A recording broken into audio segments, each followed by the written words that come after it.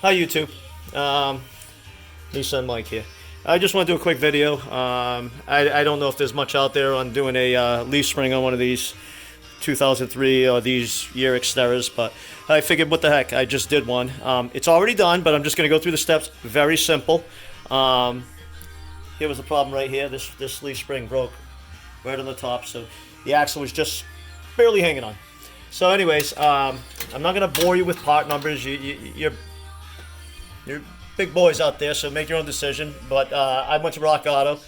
I buy a lot of my parts from Rock Auto, save some money. A lot cheaper than going to your Advance, AutoZone, O'Reilly's, whatever. But if you need it in a pinch and you need it that day, you got to be thankful for those guys. But if you want to save some money and you can wait a few days, I do Rock Auto. This xterra has 170,000 miles, so you know what? I bought the cheapest one they had. So it's up to you. Some people like to just buy the most expensive of everything out there, and it's up to you to determine that and look it up. Buy the one that fits your needs. So anyways, let me just tell you how to replace this.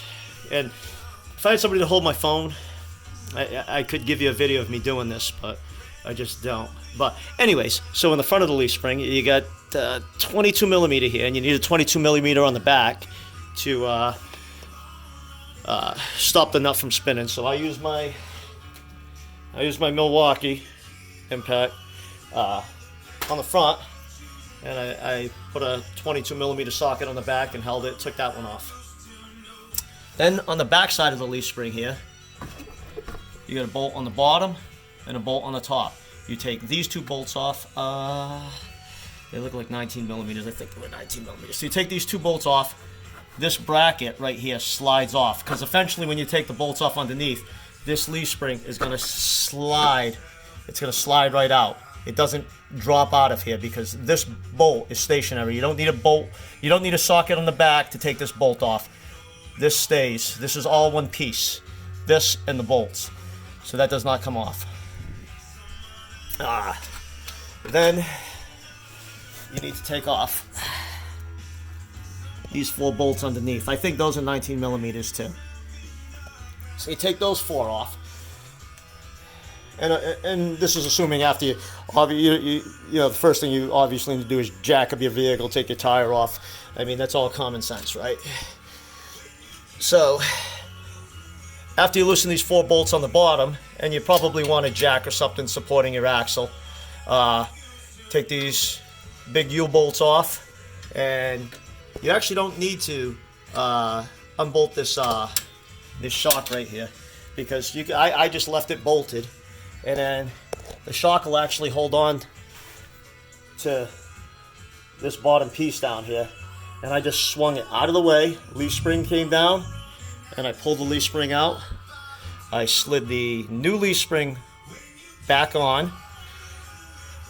Up in the air, I had my jack holding the leaf spring.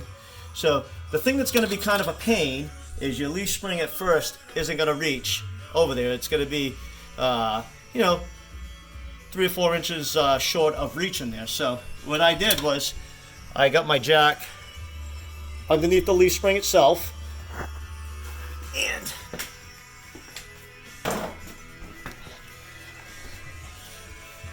I took a pry bar, because I had already had these bolts back in like this, and I pried down, which pushed the leaf spring forward up there, and I just had my buddy from across the street just slide that bolt in for me.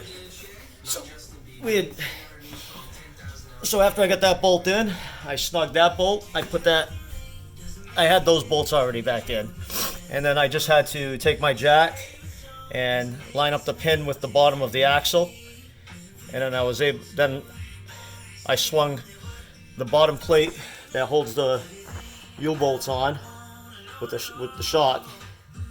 I slid it back underneath and put those bolts back on and tightened them all up. So that's pretty much it. It's not simple. The biggest thing was figuring out how to, you know, get the bolts out, and then, you know, the only little trick, not a big deal, was figuring out how to get that bolt back in. But like I said, a pry bar on the back there, set up like this. That's how I had the pry bar, if you could see that.